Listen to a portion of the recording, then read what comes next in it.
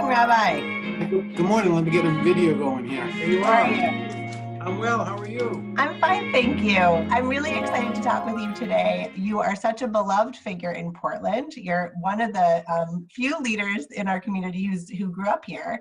And I'm hoping we can talk not only about all the amazing things that you're involved in, but also some of your own personal background, because you took part in our Intro to Judaism class as one of the instructors. And I really enjoyed hearing more about your own background and how you came to your rabbinate and kind of your Jewish journey, which I think is really unique, but also sort of indicative of what a lot of people in Portland have experienced. I think being in such a small place, many people have unusual stories to tell about their maybe circuitous route to Jewish practice. So can we start? You're the director of the main Jewish museum at this point. You're the rabbi at Chaim Synagogue, and you're also really active in the Cemetery Association and probably lots of other stuff that I don't even know about. I know you've been active for many years and in many ways. But tell us a little bit just about how you came to the work in the first place. Well, so I guess it depends which job you're talking about, but let me tell you how I came to the work at the synagogue, which was really the precursor for everything else. I call myself an accidental rabbi. So you may have heard part of this story before. I know others have, but I moved away after having been very active at Shari Tefillah during my high school years and my early married life, and we moved to California. And when I came back here, it was 1981, and I went occasionally to Chaim because it was a block away from the business that I had taken over for my family after my father died. I used to go to Chaim with him as a young boy. Hmm. And in 1986, I got a call the day before Rosh Hashanah. And the president of the synagogue, a man named Buddy Silverman, said to me, "Can you lead our services for Rosh Hashanah?" And I smiled and I said, "Of course I can't do that. I'm not a rabbi and I don't know all of the things. I can't lead the services." And he said, "Well, we'll have to cancel because the one who does is in the hospital with kidney problems and we have nobody else." Wow. So I said to him, "I promise you I'm better than nobody, but I don't know how much better." So I had one day to prepare. I actually met with the cantor from Shari Tefillah and went over a couple of things with him. And then at the time, appointed time, I stood up on the bima and I did my best to lead services for the 2 days of Rosh Hashanah. Now, keep in mind, we were an Orthodox synagogue then. The entire service was in Hebrew. And I have to say, I did a pretty poor job. But after the first day, the members of the congregation came up to me and they said, "Wow, that was great. I can't believe it, how well you did." And I smiled to myself and I said, either they're lying or they don't know the difference. But it motivated me to learn a little more for Yom Kippur, and I've never looked back. So I've been leading services at Chaim as a lay leader and then later as a rabbi since 1986. Wow. How did you decide to pursue ordination after doing that? Well, I wanted to be a rabbi when I was younger. And after I went to the precursor for Levy Day School, which then was the Portland Hebrew Day School. And I went to grade 6. And after grade 6, the teacher there brought 4 of us young men down to New York City to a yeshiva to see if we wanted to continue studies there. And I loved it and I wanted to. And I came back and told my dad. And he said, "Well, I told you could go, but I'm thinking twice now. So let me tell you this. I'll send you there if you go 1 year to public school and you still want to go." So I said, "That sounds fair." So I went to public school, Lyman Moore Junior High School. And I didn't want to go back after that. I discovered girls and sports and all the other things that young men like that weren't in New York City. So I thought my window had closed. And when it opened up much later, I was very happy to walk through the window or the door. I will tell you also that I didn't think I would have an opportunity to do this. And then one day, a rabbi from Temple Shalom in Auburn, his name was Hillel Katzir. he brought a tour down to the main Jewish museum, and I had never met him before, so I was talking to him, and I said, which seminary did you graduate from? And he told me, well, it's a small place in New York called the Rabbinical Seminary International. And he said, I went there and I studied while I was still working. I didn't have to go to New York. And after a couple of years, because I was already a lay leader and I knew most of the things, I went down for a final examination and I got my smicha. So I said, well, that's perfect for me because I'm already leading the congregation and I know the tefillah and I know how to read the Torah. And I needed to do a lot of prep work, but I did. And sure enough, a few years later, I became an ordained rabbi. That's fantastic. It's a really inspiring story, I think, for people who, find themselves at different stages in their life, in a different place with their Jewish journey, and that there's, it's never too late and you can always keep iterating. You mentioned that the synagogue had been Orthodox and now is unaffiliated. Can you talk about how that impacts the style of worship, what happens at the synagogue, and your role? Sure. So as the lay leader, we just were Orthodox and didn't think anything of it. In the year, I think it was 2002, the last of the old guard that ran the synagogue died. His name, I mentioned before, was Buddy Silverman. And then he was the one that kept the doors open. He paid the bills. He made calls to make sure there was a minyan. And then after he died, we looked at each other and said, now what? Who's going to do all of these things? So we had a meeting and somehow, I don't know how it ever happened, I got elected president. I didn't want to be president, but once I became president, I said to the group, let's figure out what we want to do. We do not want to be a synagogue that steals members from other places. If we're going to die, let's die now. But we decided that what we wanted to do was to be something that would be open to anybody without question about how Jewish they were, who their parents were, and those kind of things. So to do that, we had to do two things. We had to change our charter, and we had to introduce new kinds of tefillah. So to change our charter meant you used to have to be 18, of good moral standing, Jewish, and male to be a member of the congregation. We changed that to be 18, good moral standing, and no male or no female, just a person. So that was a conscious effort to then go out into the inclusive world that other people had already started down that path. And we then decided on 3 separate types of services. On Saturday morning, Shabbat morning, and on Monday afternoon, we had services that were entirely like they used to be, totally in Hebrew, Orthodox style service. I can't say Orthodox service because men and women were included equally. And so women got called to the Torah, and we counted them for a minyan. We used to say, people would say to me, do women count for a minyan? And I said, absolutely. Once we get to 10, they count. So obviously, we've changed that style. Then on Friday night, we have a service that I made up of my own, which is more of a Reform style service. It's mostly English. There's some Hebrew, but they're familiar tunes and songs. We include a topical speaker, and it's a more, I guess, inclusive way to have a service because you don't have to be understanding Hebrew to be able to take part in it.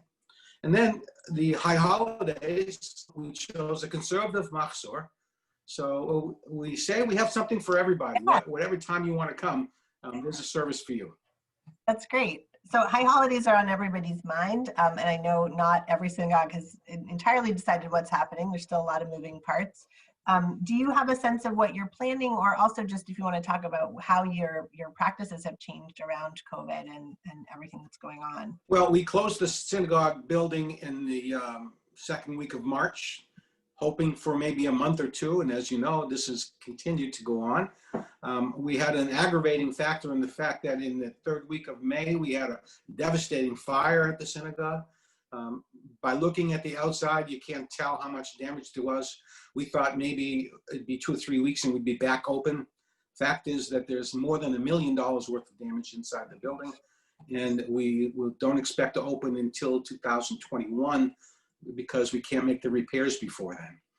So But the fact is that that really didn't change our plans for the high holidays. Even if our building were open, we still wouldn't meet there. Because like all of the other synagogues in town, we're concerned about the spread of COVID. Particularly in our case, I think we have the oldest congregation in Portland. So I don't want to do anything that would put anyone's life or health at risk. Sure. So what we're going to do, we're having services online with Zoom. On the second day of Rosh Hashanah, when some people don't even meet, we are going to try to have an outdoor service. It's actually at the home of our president. He has a big backyard.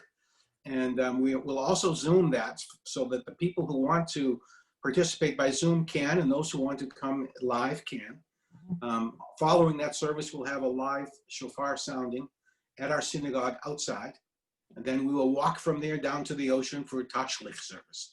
So we're trying to include a little bit of the outside part that's live because people, listen, let's face it, we're all yearning to get together, to maybe not touch each other, but at least to be with each other and get, strength from each other, which is what we've done for generations. I want to stress, and I think I speak for every rabbi out there, these Zoom services leave so much to be desired, not just for the congregation, but for the rabbi.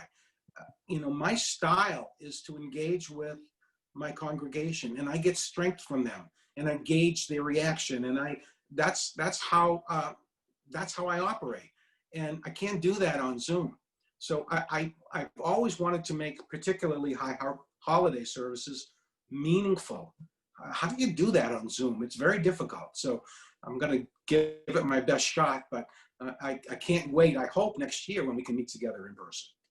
It's true. That sounds like such a beautiful set of plans, and that is designed to meet people's needs in multiple ways. This has been a time of such reinvention and challenge, but also opportunity to try to do things differently. But I know the fire was really difficult. I didn't realize how devastating it had been. That's very hard to hear. You're doing some work to raise funds for the repair. Is that still ongoing? Well, no organization ever refused money, but I will tell you that we're not actively seeking funds right now. I think between what we have raised and we have very good insurance coverage, I think we're going to be okay. Right. So we're looking forward to now just putting the pieces back together.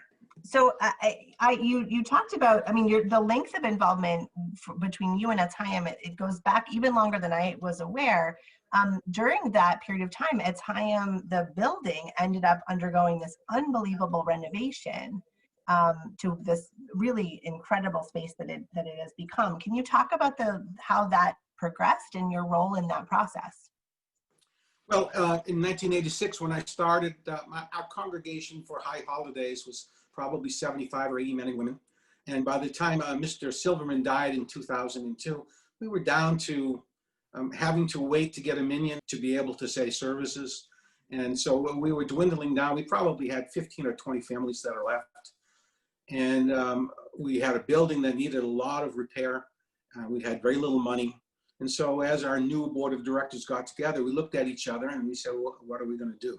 And we had some people who came over from another synagogue who were instrumental in being visionary with us.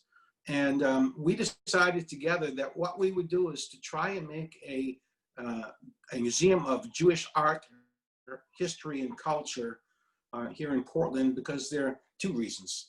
There was no other Jewish history museum or any museum of Jewish anything, I think, in Maine. But more importantly, we're hoping that it would give us a venue to be able to raise more funds to be able to restore our building. Our building was at one time beautiful, and it had really, really fallen into disrepair. That was really the main reason. So we thought maybe we'd get some kind of a museum, but we never dreamed we would get as far as we did. So what started as a small project ended up going almost 10 years long. We ended up renovating the entire building, restoring it to what it looked like in 1921 when the building first opened. We also added handicap facilities for restrooms, and added a new elevator, all of the things that we couldn't even have dreamed about before. So this was a total community-wide effort, and we received, it's all private funding, and we received donations from all over the country. So ironically, the very last project that we did was we installed air conditioning in the building, and we never got to use it. The day after that project was finished, the fire started. So I assume it works. I can't tell you for sure, but it's there. Well, I know the museum has made some contingency plans for this time. You have a pop-up shop on Washington Avenue, which seems like a great solution. Can you talk about how that's structured? Sure. I wish I could tell you it was my idea. I had nothing to do with it. Our curator, Nancy Davidson, and a couple of others, were looking for a way to stay relevant. We thought it was going to be only a month, and then we said if it's going to be 6 months, find something else. So this opportunity around the corner from the museum came up. It's at 67 Washington Avenue in what was, those of us who have been here for a long time call it the old Nissen Bakery building.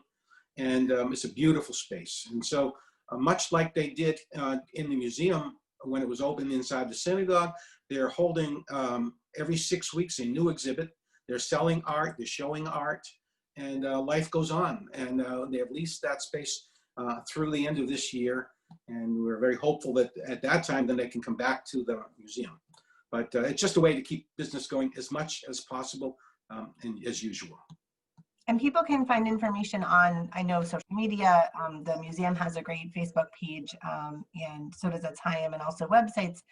The quality of the artists represented it's amazing. The fact that you have as many exhibits as often as you have is always just mind-boggling to me. But they also, it seems like everyone is just as skilled and exciting and interesting as the last. So it's definitely worth checking out. Well, thank you. When we first started, we started showing art from a lot of different places. We had exhibits coming in from the Jewish Museum of New York, and we had one came in from the United Nations, and these are the kind of exhibits we showed.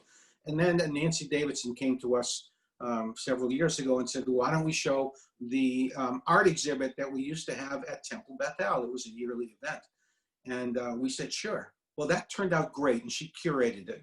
And she said, why don't we show more Jewish artists from Maine? And I said, well, what are you going to do after the first show? You're all out of Jewish artists. She said, no, there's tons of Jewish artists around. I had my doubts. She didn't. She was right. And that was 7-8 years ago. And 6 times a year, we show new exhibits from Maine Jewish artists. It's unbelievable. It is unbelievable. Yeah. Who knew? Well, I think it's a good example, though, of how easy it is to assume in a smaller place like Maine that there isn't a significant amount of Jewish work happening out in the world. And in fact, there is. So it's a great, I think, really exciting way for people to get more knowledge about the breadth of activity that's happening in the Jewish community. So, Rabbi, I know that you, in addition to the fire, you pretty recently had a really difficult thing happen at the museum. There was a Black Lives Matter banner that was vandalized with the word Black cut out of the banner specifically. And I wanted to just ask you about the community's commitment to BLM and to racial justice more broadly, and your synagogue's commitment. It seems, I know a lot of younger folks have said to me, it's so amazing that they had that banner out there in the first place. And also the fact that you've announced you're going to replace it, I know meant a lot to people as well. But how do you connect with that commitment within the synagogue? Well, so when all of these events started happening, we had a meeting between the leadership of the museum and the synagogue, and we said, how are we going to respond? Someone suggested that we put up a sign saying that we support Black lives. And then someone said, well, let's go formal like everybody else in Black Lives Matter. And I wish I could tell you it was an easy decision, and we all said yes right away. But we debated for a while because there are sometimes negative things associated with the leadership and the origin of Black Lives Matter. And after discussing it, we realized, let's not look at this thing too closely. What we want to do is support this motion that Black lives, or this movement that Black lives matter. And it's not that all lives don't matter. All lives do matter. But this is a specific cause. We wanted to show our solidarity. And obviously, going back many years, Jewish people and Black people have similar persecution backgrounds, and there've always been this connection there. And Martin Luther King, as many people know, was a great supporter of Judaism and Israel in particular. And so we figured, let's just leave it all up there. We'll say Black Lives Matter, and people will understand what we mean. And when it was vandalized, when the sign was vandalized, there was no hesitation. Next day, we ordered a sign. I think it'll be in this week to put it up again. And I hope nothing happens. Yes. But if it does, we'll put up another sign. Well, it's a point of pride for lots of people in the community, and I know people really appreciate that public statement. So I guess the other thing I wanted to ask you about is thinking about what it means to be a non-denominational shul in this time, as there's lots of transition and different generations and people moving to Portland. Are you finding that outreach is changing, that the makeup of your synagogue is changing, that the kind of needs of the community are changing, and how are you navigating that? Well, I think what we're seeing is a lot of people are coming in from away, we call it, from Boston, New York, Connecticut, wherever it is.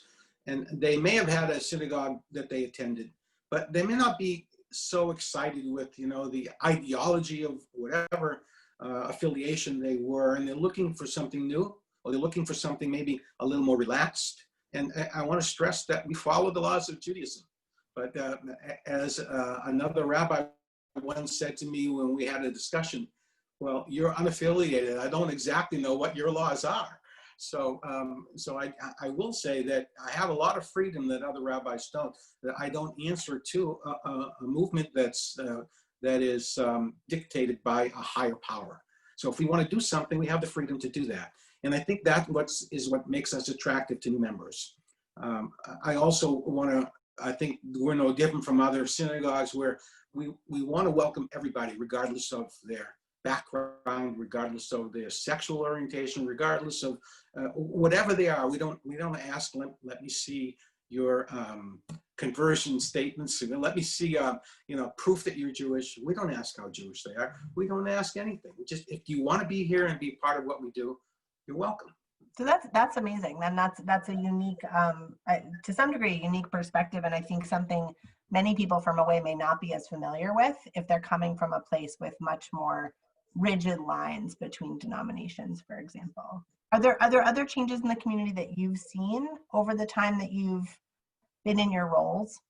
One positive thing, and I'm very happy to report, is that there's much more collaboration and cooperation now between the synagogues than there ever was when I was growing up, or even in recent history. We get together. I think there are 9 rabbis in the state of Maine, and I think that Rabbi Rachel Isaacs has had a big part of this in her organization, which is small-time Jewish life. But even within Portland, with the other rabbis, we collaborate, we help each other.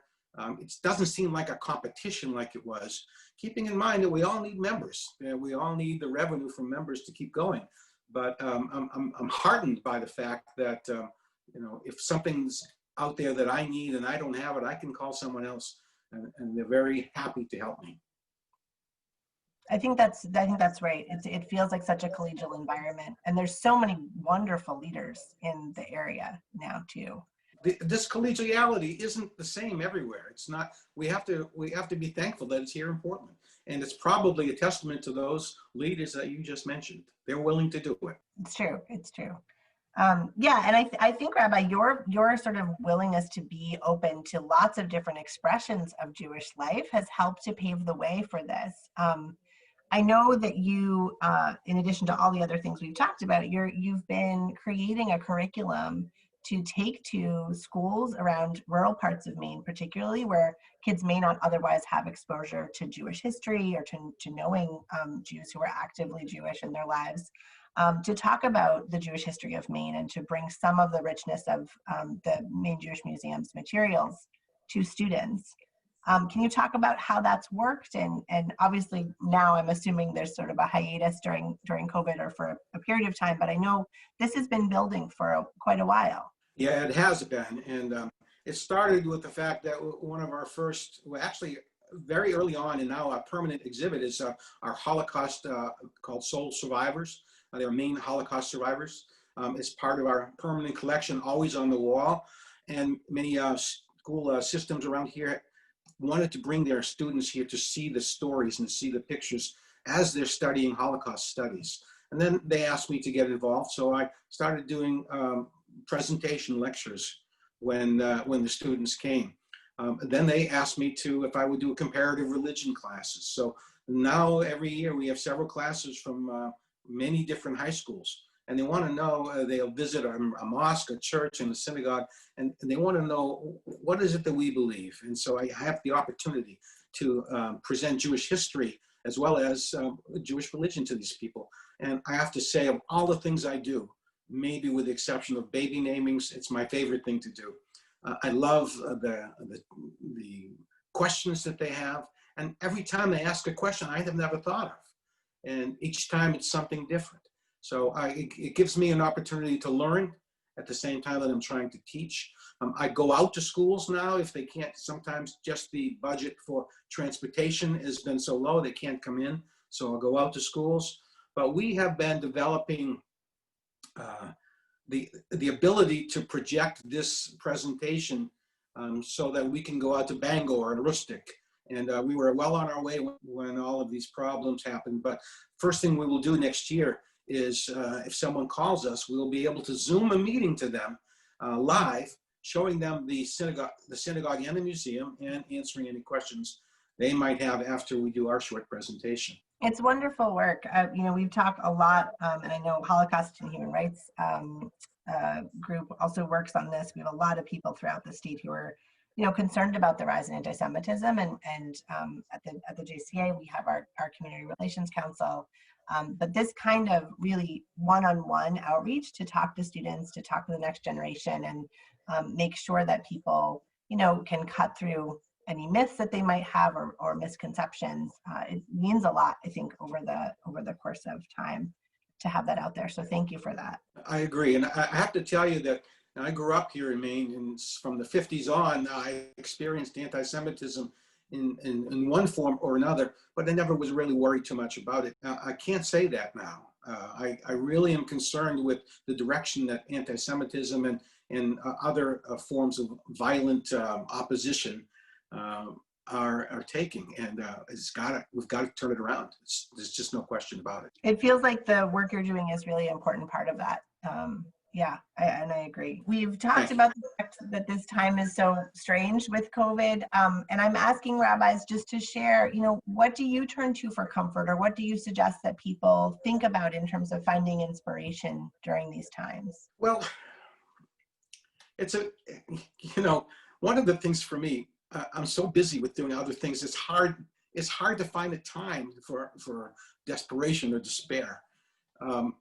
But the short answer is I love reading the Psalms, and I find comfort in the Psalms, and I think that's the reason why they're there. They're so well written, and every time I read them, I find something new that it speaks to me in a different way. So that's what I do. I find that my own problems are diminished when I'm helping other people. And one of my other hats is I'm a licensed funeral director, so I run the Jewish funeral home in Portland. And during COVID, particularly, we had a lot of issues to deal with, and we had to get precautions in place because when people die, they can't wait for COVID. They have to be buried according to Jewish law. So helping other people to get through these things and setting up systems that will allow us to continue, that keep me busy enough that I don't get to think about my own problems for very often, for very long. It's good advice, Rabbi. Thank you. Well, it's been great to talk with you. I hope to reconvene when there's new news, maybe when the museum and the time will reopen. It would be great to hear what you have planned at that point.